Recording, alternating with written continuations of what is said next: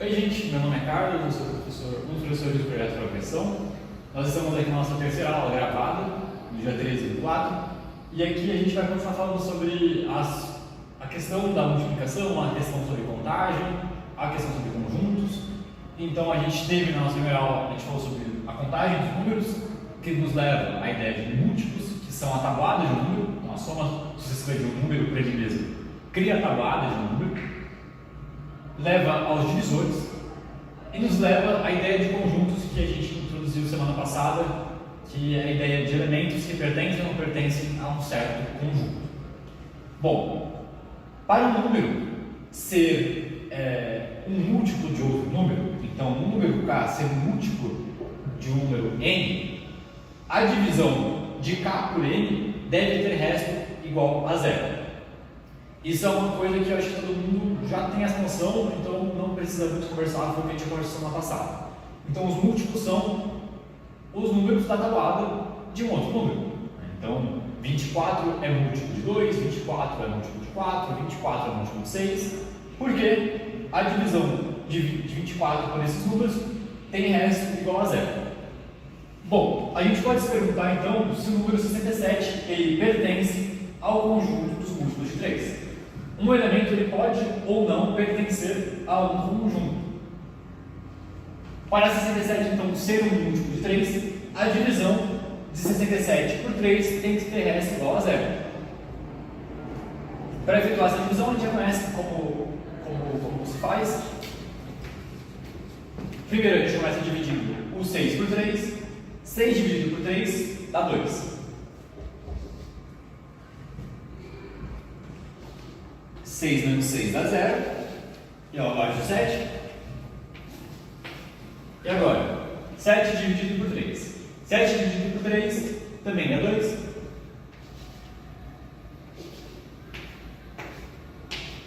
E o 1 aparece. O resto então dessa divisão é 1. Então 67 não pertence aos múltiplos de 3. Nós notamos que quando um elemento não pertence a um conjunto, em cima do símbolo de pertence a gente faz um certo risquinho, ok? Bom galera, então para continuar falando sobre conjuntos, a gente tem que um elemento que pertence a um conjunto e a gente escreve um conjunto da seguinte maneira. A gente escreve a letra maior como o nome do conjunto, então aqui a gente tem os múltiplos de 2, múltiplos de 3 e múltiplos de 6. Dentro de uma chavezinha, que é esse símbolo aqui, entre a chavezinha, a gente escreve os elementos do conjunto. Então, os múltiplos de 2, eles seguem a tabuada de 2 que a gente conhece. Então, 2, 4, 6, 8, 10, 12, por aí vai. Então, isso é um número que está sendo multiplicado por 2. Então, 2 vezes o número K. A tabuada do 3 também segue essa mesma ordem. Então, 3, 6, 12, 15, 18, 21, de uma forma 3K. Os múltiplos de 6, 6, 12, 18, 24, 30 e por aí vai. Bom, a gente pode perceber algumas coisas curiosas em relação a esses elementos. Por exemplo, o elemento 6, ele aparece no conjunto 2, no conjunto dos múltiplos de 2, no conjunto dos múltiplos de 3 e no conjunto dos múltiplos de 6. Então a gente tem um 6 aqui, a gente tem um 6 aqui, e a gente também tem um 6 aqui. Outro elemento que também é comum aos dois conjuntos é o 12. O 12 também aparece aqui, o 12 também aparece aqui, e o 12 também aparece aqui. Então a gente pode entender que existem elementos de dados conjuntos que também pertencem a outro conjunto. A gente define isso como uma interseção. A interseção entre os dois conjuntos são os elementos que pertencem aos dois conjuntos. Então, quando eu pergunto qual é a interseção dos múltiplos de 6 com os múltiplos de 7, o que a gente tem que fazer? A gente tem que procurar, tanto nos múltiplos de 6, tanto nos múltiplos de 7, um número comum. Então, 6 é 6, 12, 18, 24, 30, 36, 42, 48, 54, 60 e por aí vai. Agora, os múltiplos de 7 são 7, 14, 21, 28, 35, 42, 49, 56 Bom, a gente consegue observar que o número em comum entre os múltiplos de 7 e os múltiplos de 6 é o 42. 42 está aqui. E 42 também está aqui. E ele é, dentro desses elementos que a gente está mostrando, o único elemento em comum aos dois. Então, para a gente escrever essa interseção, a gente tem o conjunto escrito em chave do elemento 42.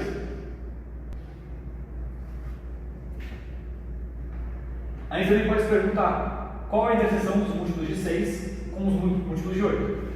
Mesma tarefa. 6, 12, 18, 24, 30, 36, 42, 48, 54, 60 e por aí vai. E olhando aqui os múltiplos de 8, 16, 24, 32, 40, 48, 56, 54, 52, 80. Bom, os múltiplos de comum do 6 e do 8 é o 24, o 24, mais algum? O 48 e por aqui só. Então, o conjunto, né, então a interseção dos múltiplos de 6 com os múltiplos de 8 é o 42, o 24 e o 48.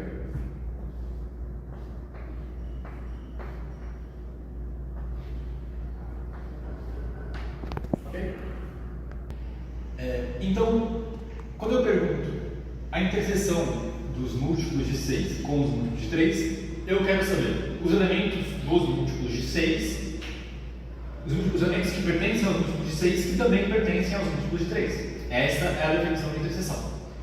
Então, a gente tem que olhar aqui no conjunto dos múltiplos de 6 e os múltiplos de 3, os elementos que eles têm em comum. Isso vai ser o 6, isso aqui vai ser o 12, isso aqui vai ser o 18, isso vai ser o 24, isso vai ser o 30, e perceba o seguinte, o 36 também é múltiplo de 3, o 42 também é múltiplo de 3, o 48 também é múltiplo de 3, e por aí vai. O que acontece? Acontece que todos os elementos dos múltiplos de 6 também são elementos dos múltiplos de 3. Então, a interseção dos múltiplos de 6 com os múltiplos de 3 vai ser o próprio conjunto dos múltiplos de 6. Isso é possível porque isso aqui é um conjunto infinito. Então, dentro dessa interseção, a gente vê que todos os múltiplos de 6 também são múltiplos de 3. Para terminar essa ideia de interseção de um conjunto, onde a resposta à interseção seja o próprio conjunto, vamos para a definição de interseção. A interseção de A intersecta B, tal que existe um elemento K que pertence a A e pertence a B. Então, nesses dois conjuntos A e B, existem no mesmo elemento em comum. Então, no seguinte exemplo, seja o conjunto H como os elementos A, B, C e D, e o conjunto J como A, D. A interseção de H com J são os elementos em comum de H e os elementos de J, elementos que pertencem tanto a H que pertencem também tanto a J. E esses elementos são justamente A e D. Só que A e D é justamente o conjunto J. Então, a interseção de H com J vai ser o próprio conjunto J. Assim, na matemática, a gente diz, mas perceba o seguinte, como todos os elementos de J pertencem a H, denota-se, então a gente entende que J é subconjunto de H. J, símbolozinho H. J está contido em H. Isso quer dizer que todos os elementos de J pertencem ao conjunto H. Isso faz muito mais sentido para a gente traduzir, então, a questão dos múltiplos de 3 e os múltiplos de 6. Por quê? Se todos os múltiplos de 6 são múltiplos de 3, a gente percebe que, então, nos múltiplos de 3, a interseção deles com os múltiplos de 6 será o próprio múltiplo de 6. Então, denota-se que os múltiplos de 6 estão contidos nos múltiplos de 3. Isso aqui é muito doido. Então, os múltiplos de 6 são subconjuntos dos múltiplos de 3.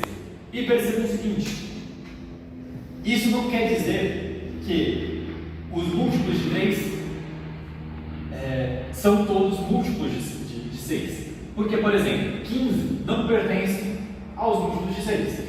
21 não pertence aos múltiplos de 6. Então, isso aqui é muito importante. E fica então anotado o que é subconjunto. Bom, agora também a gente consegue responder uma outra pergunta. Qual a interseção dos múltiplos de 2 com os múltiplos de 6? Eu já respondi e falei que a resposta serão os próprios múltiplos de 6. Aqui a gente consegue ter uma noção naquilo que a gente já tinha desenhado. Então a resposta para a interseção dos múltiplos de 2 com os múltiplos de 6 vai ser o próprio conjunto dos múltiplos de 6. Então, pela definição antiga que a gente acabou de conhecer, de subconjuntos, a gente tem que os múltiplos de 6 são subconjuntos dos múltiplos de 2. E bom, existe uma maneira de a gente representar visualmente a ideia de conjuntos, que se chama diagrama de Venn, e a gente já vai falar sobre isso. Mas o diagrama de Venn simplesmente consiste em você desenhar em alguma forma. Então aqui eu tenho um retângulo, o que o conjunto, no caso, o conjunto M2, e os seus elementos. Então aqui eu tenho os múltiplos de 2. 2, 8, 6, 2, 4, 6, 8, 10, 12, 14, 16, 18, por aí vai. E uma maneira que a gente pode encontrar visualmente a ideia de subconjunto é a seguinte. Bom, eu vou aqui delimitar dentro desse quadrado grandão, desse retângulo grande, o conjunto dos múltiplos de 6. Então, os múltiplos de 6, eles vão estar em amarelo. E percebam, eles são justamente essa parte de baixo.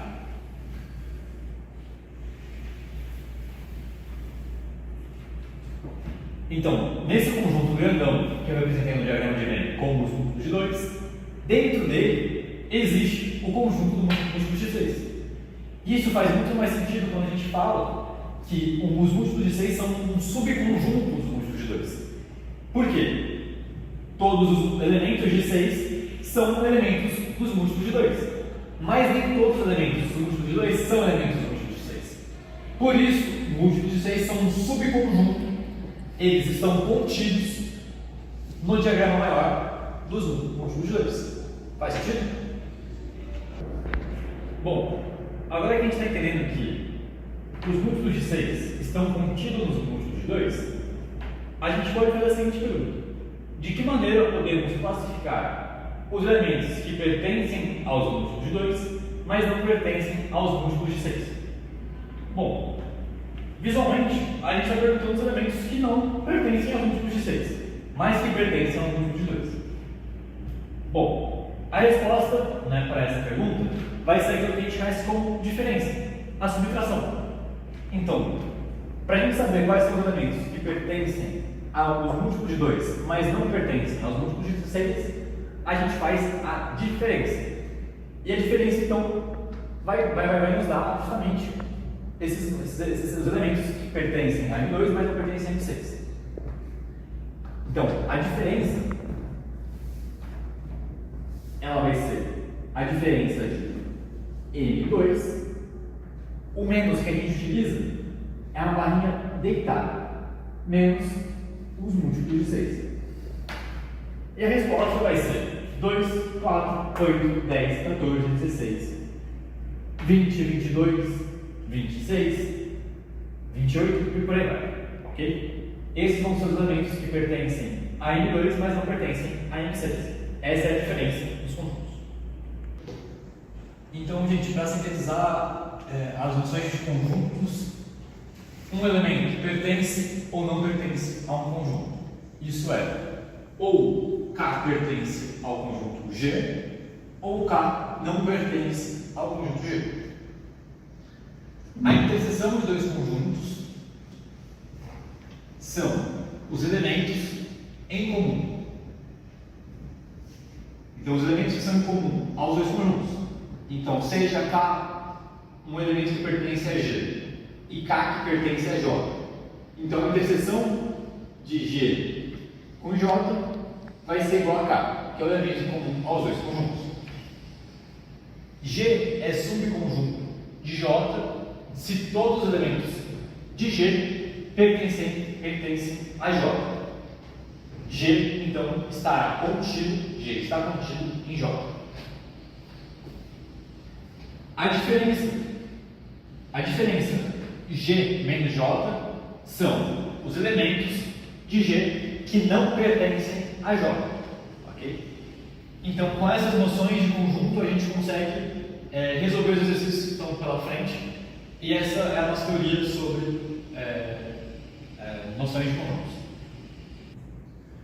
Oi, gente, eu sou o Thiago, um dos professores de matemática do projeto Progressão. E depois da explicação do Carlos, a gente vai estar aqui resolvendo um exercício sobre os conjuntos. Então, vamos primeiro aqui dar uma olhada no enunciado. Então, temos aqui o exercício 1.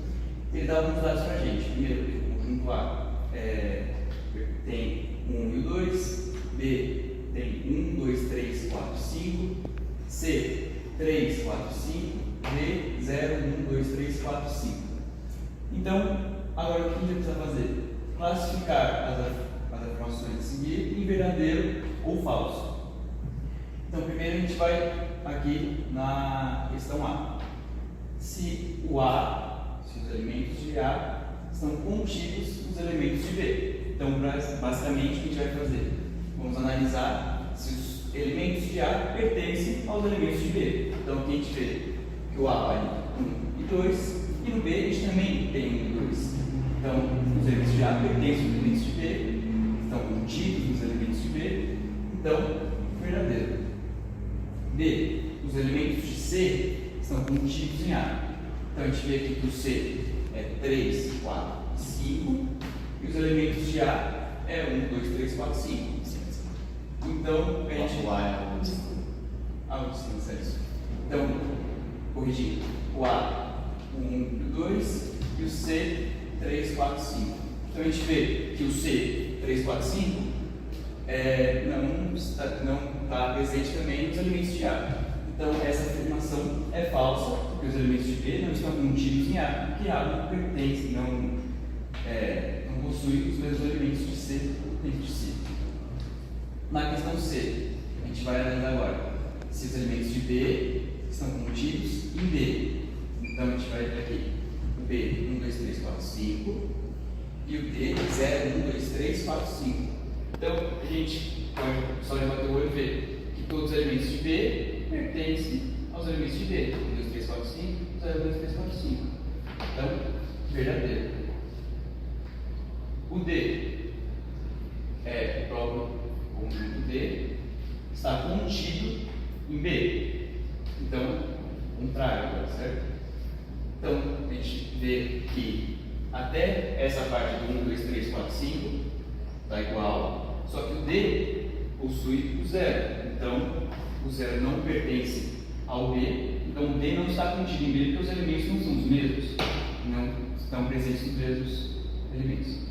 Então, a gente vê que por não estar contido é falso. É falso. O E, que C não está contido em A. Então, a gente vê aqui o C, 3, 4, 5, o A, 1 e 2. Então, a gente já viu aqui que o C contido em A é falso e o C não está contido em A é verdadeiro. Até porque os elementos de C não estão presentes nos elementos de A. Então, é uma afirmação verdadeira essa. O F, se os elementos de A estão contidos em D. Então a gente analisa aqui o A 1 e 2, o D 0, 1, 2, 3, 4, 5. Então a gente vê que os elementos de A estão dentro dos elementos de D. Então, uma afirmação verdadeira. Aqui, se os elementos de D estão contidos em D. Então, um conjunto, se ele está contido dentro dele mesmo, então se é o mesmo conjunto meio que duplicado, ele vai ter os mesmos elementos. Então, a gente também conclui que é uma afirmação verdadeira. E por último, agora a gente vai fazer o processo contrário. A gente vai fazer isso, por exemplo, D está contido em A, e agora a gente vai fazer o contrário. Se D contém A, então se dentro dos elementos de D, ele tem os elementos de A. Então a gente vê aqui que o D é 0, 1, 2, 3, 4, 5 e o A 1 e 2. Então, o 1 e o 2 estão dentro do conjunto D. Então eles pertencem. Então o D contém A. Então é uma afirmação também verdadeira. Eu sou o Vinícius, sou professor de matemática e progressão, e aqui a gente vai resolver o exercício número 2. O enunciado é dado os três conjuntos, conjunto ABC, e passa os elementos dos respectivos conjuntos. O A tem 0, 3, 4, 5, 7, 8, o B 2, 4, 5, 6 e 9, e o C é o 0, 3, 5, 6, 9, 10. E ele pede aqui para a gente realizar as operações entre esses conjuntos. A gente aqui vai obedecer a regra do parênteses, expressão numérica, sempre resolve parênteses primeiro. Aqui no exemplo 1, a gente aqui ele está pedindo A intersecção B, depois vai fazer o resultado disso, fazer a união com o conjunto C. Então vamos primeiro pegar o A e fazer a intersecção com o B. O conjunto A, ele vai ter esses aqui, o B vai ter esses aqui. Quais que estão em comum do A com o B? Em comum com o A com o B, a gente vai ter o 6, a gente vai ter o 5 e a gente vai ter 4. Então A intersecção com B vai ser um conjunto que vai ter os elementos 4, 5 e o 6. E agora a gente pegar a união A intersecção B e fazer a união com C, vai ficar assim, A união intersecção B, união C, vai ficar esses daqui, esses elementos da intersecção, mais os elementos do C, que eu vou colocar aqui embaixo, que vai dar este conjunto aqui, 4, 5, 6, mais os elementos do conjunto C, que é 0, 3, 9 e 10. E como o C também tem o 6, não precisa repetir. Pode repetir, mas dá na mesma, continuar sendo o mesmo conjunto. Agora aqui no exemplo 2 ele pede conjunto A com a intersecção do conjunto B e depois vai fazer a união no conjunto B. Conjunto A com intersecção com C vão ser os elementos do A que estão no C também, que vão ser o 0, a gente vai ter o 3, a gente vai ter o 0 e 3. Certo? Então esse conjunto vai dar o elemento 0 e o 3. Agora pegando A intersecção com C e fazendo a união com B, a gente vai ser basicamente colocar os elementos da intersecção mais os elementos do B, que são esses elementos do B, 2, 4, 5, 6 e 9. 2, aqui embaixo. 2, 4, 5, 6, 9. E a intersecção é o 0 e o 3. Agora, no exemplo 3, ele pede a intersecção de todos. Como intersecção comutativa, então não importa a ordem. Eu posso fazer primeiro B intersecção com C, ou A intersecção com B, e depois fazer a outra intersecção, que vai dar a mesma. Então, vamos fazer primeiro A intersecção com B. A intersecção com B, a gente já calculou aqui nesse exercício, TC 4, 5, 6. 4, 5, 6. E a gente vai pegar isso aqui e vai fazer a intersecção com o conjunto C. O conjunto C é aquele que a gente tem que ver quais estão em comuns, que é só o C, só o C. Então o A intersecção B intersecção C vai ser igual a 6. Bom pessoal, eu sou a Giovana, professora de matemática do projeto Progressão, e agora a gente vai resolver uma terceira questão. Bem, o enunciado fala: uma prova com 2 questões foi dada a uma classe de 40 alunos. 10 alunos acertaram as 2 questões, 25 acertaram a primeira questão e 20 acertaram a segunda questão. Quantos alunos erraram as 2 questões? Bem, então aqui a gente teria 2 conjuntos, em que o beta representaria o conjunto do pessoal que acertou a primeira questão e o conjunto alfa da galera que acertou a segunda questão. Então a gente sabe que 10 alunos acertaram as 2 questões. E a gente também sabe que 25 acertaram a primeira questão. E para a gente saber quantos alunos acertaram somente a primeira questão, a gente tira essa parte do pessoal que acertou também a segunda questão. Então é a diferença de 25 por 10. Então isso aqui dá 15. 15 alunos acertaram somente a primeira questão.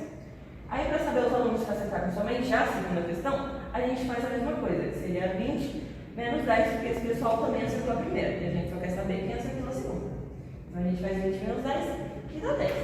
Então aqui a gente vai somar todos esses resultados para saber quantos alunos acertaram pelo menos uma questão na prova. Então a gente faz 15 mais 10 mais 10, que é igual a 35.